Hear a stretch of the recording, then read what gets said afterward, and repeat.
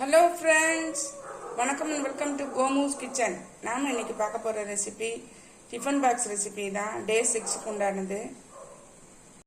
நாம் இன்னைக்கு சாதம், பருப்பு குழம்பு, மாங்காய் பச்சடி, பிரேக்ஃபாஸ்ட்டுக்கு கோதுமை ரவையில் வெஜிடபிள் போட்டு ஒரு உப்புமா. குக்கரில் இன்னைக்கு சாதத்தையும் பருப்பையும் உள்ள வச்சிடுறேன்.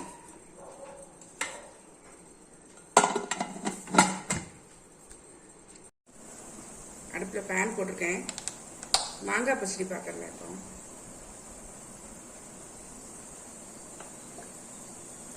எண்ணெய் விட்டுக்கிறேன்.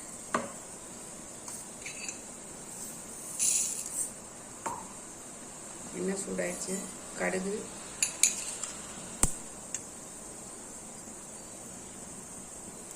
வெங்காயம் சேர்த்துறேன்.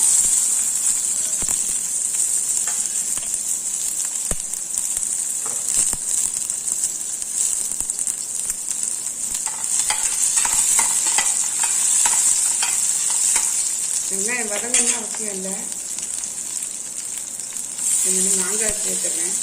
மாங்காய் பழுத்த மாங்காவாக எடுத்துக்கணும். ரொம்ப பழுத்தாகவும் வேண்டாம், ரொம்ப காயாகவும் இல்லாமல் மாங்காய் எடுத்துக்கணும்.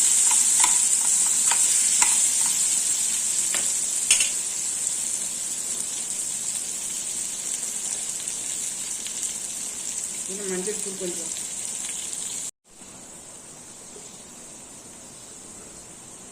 மிளகாய் அப்படி ஒரு அரை ஸ்பூன்,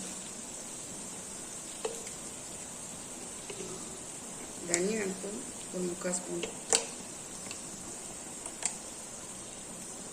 ஜீரகத்தூள் ஒரு அரை ஸ்பூன். எல்லாத்தையும் ஒரு மிக்ஸ் பண்ணிடலாம்.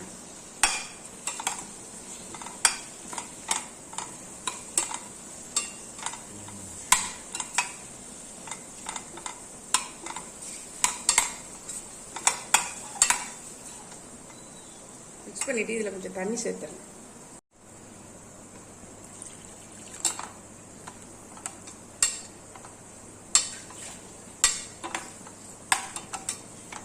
ஒரு 1.5 டம்ளர் அளவு தண்ணி ஊற்றிக்கலாம். நல்லா முங்கி வேகிற அளவுக்கு.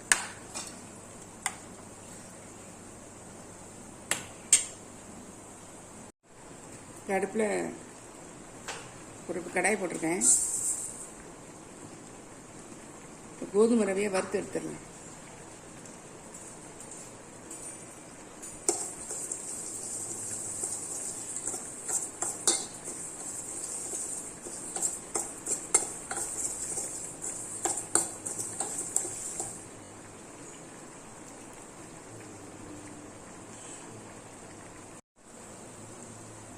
மாங்காய் பச்சடி பாருங்க, வெந்துருச்சு.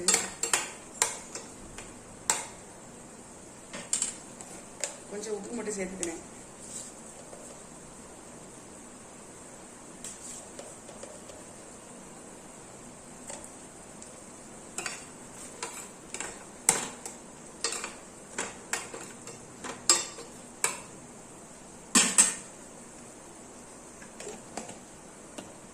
கோதுமை உப்புமாக்கு, கோதுமை ரவை உப்புமா இருக்கு இல்லையா, அதுக்காக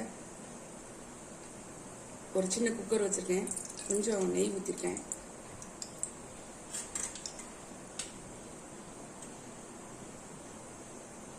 நான் 5-6 முந்திரி பருப்பு அதில் சேர்த்தேன். வெங்காயம் சேர்த்துறேன்.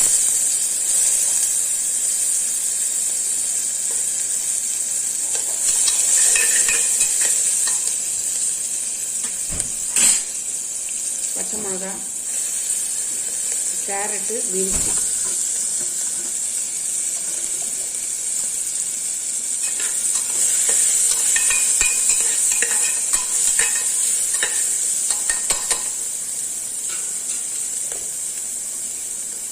நம்ம தேவைக்கு மட்டும் காய்கறி சேர்த்துக்கலாம். பாருங்க, தெரியுதா உங்களுக்கு?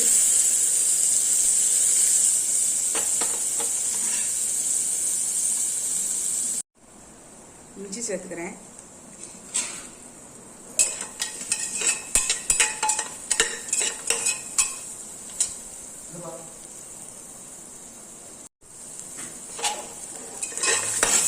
காய் எல்லாமே வெந்துச்சு பாருங்க.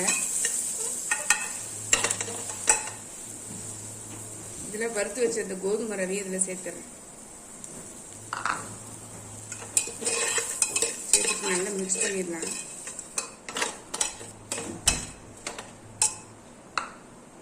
இதுக்கு 1/2 கப் எடுத்துருந்தேன். இப்போ நம்ம வந்து இதில் 1/2 கப்பு தண்ணி ஊற்றிடலாம். அதாவது 3 பங்கு தண்ணி ஊற்றணும்.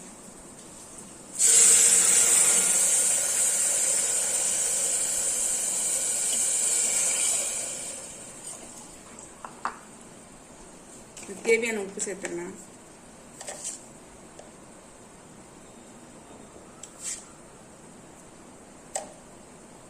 குக்கரை மூடி 2 விசில் விட்டுறலாம்.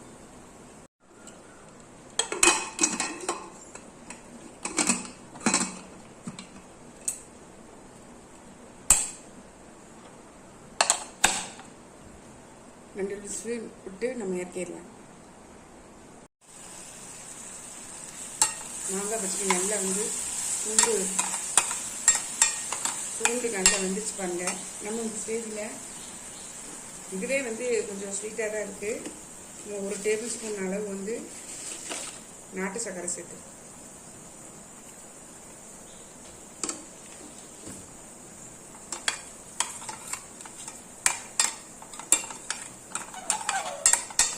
அவ்வளோதாங்க. நம்மளுடைய மாங்காய் பச்சடி சூப்பராக ரெடி ஆயிடுச்சுங்க.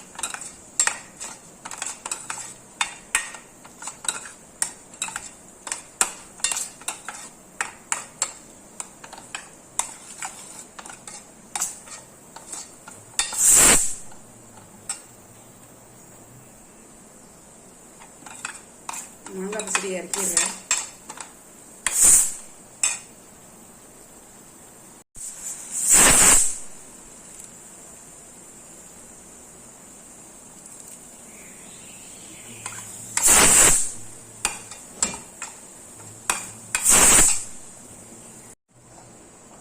பருப்பு குழம்பு பார்த்துடலாம். இப்போ எண்ணெய் விட்டுக்கிறேன். நான் நல்லெண்ணெய் தான் விட்றேன்.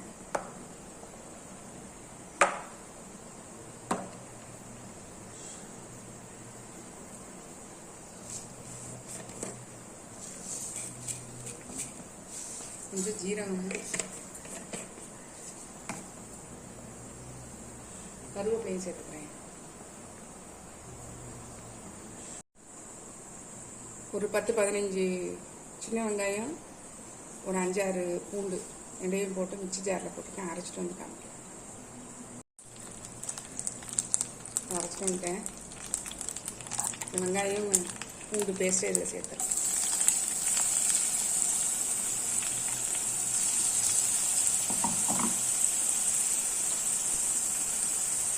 அது மாதிரி இந்த தக்காளியும் அரைச்சிட்டு வந்துட்டாங்க.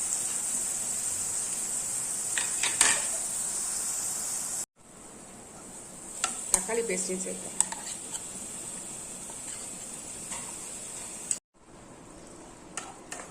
தக்காளி பேஸ்ட் போட்டு நல்லா வதங்கிடுச்சு. நம்ம இப்போ சாம்பார் பொடி சேர்த்துடலாம். சாம்பார் பொடி, குழம்பு மிளகாய் தூள் எது வேணாலும் சேர்த்துக்கலாம். இது ஒரு 1.5 ஸ்பூன் அளவு சேர்க்குறேன்.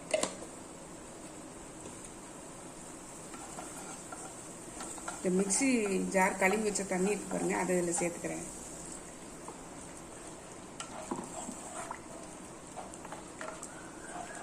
கொஞ்சம் கொதிக்கட்டும்.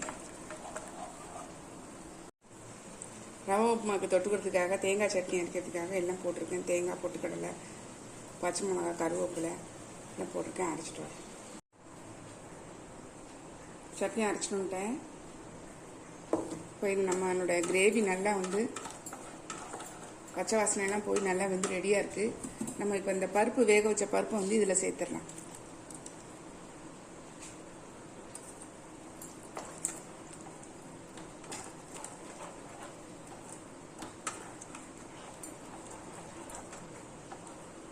சேர்த்துட்டு போதுமான அளவு தண்ணி ஊற்றிக்கலாம். நமக்கு எவ்வளோ தேவையோ திக்னஸ்ஸு, அதுக்கு தகுந்த மாதிரி நம்ம தண்ணி விட்டுக்கலாம்.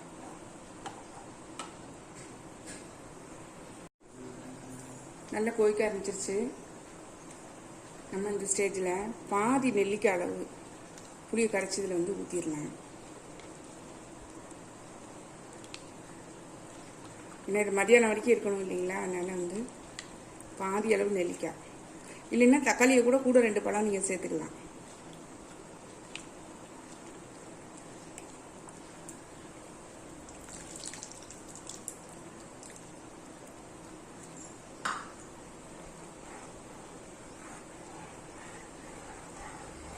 நல்லா கொதிச்சோம்னா இதுக்கு ஒரு தாளிப்பு மட்டும் கொடுத்துடணும். அவ்வளோதான், ரெடி ஆயிடுச்சு.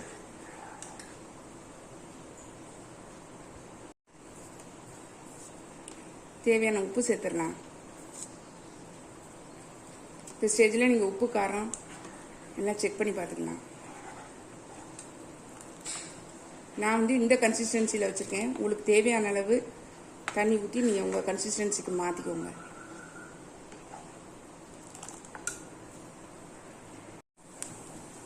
சட்னி தாளித்து ஊற்றிடுறேன். இந்த பருப்பு குழம்பு நல்லா வந்து கொதிச்சிச்சு. இப்போ அதையும் தாளித்து ஊற்றிடலாம். பருப்பை.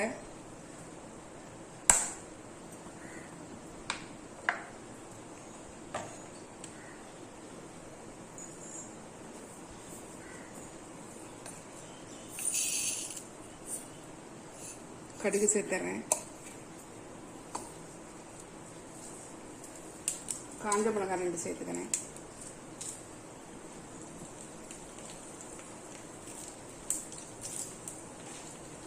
கருவேப்பிலை,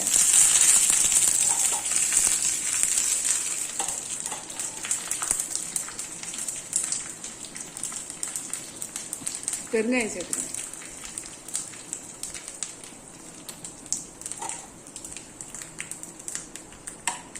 எல்லாத்தையும் இந்த பருப்பு குழம்புல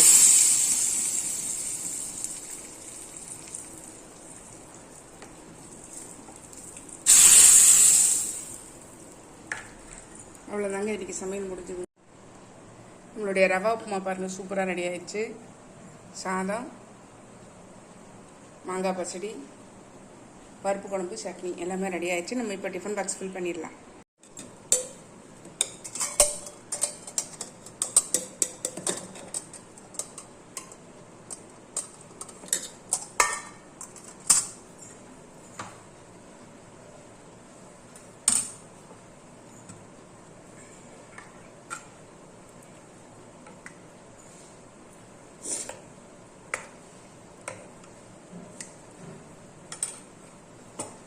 பருப்பு குழம்பு வச்சு பண்ணியாச்சு.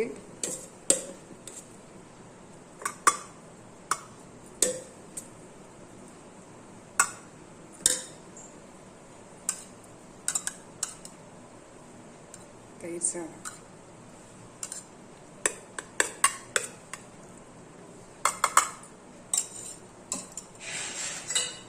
அடுத்து மாங்காய் பச்சடி.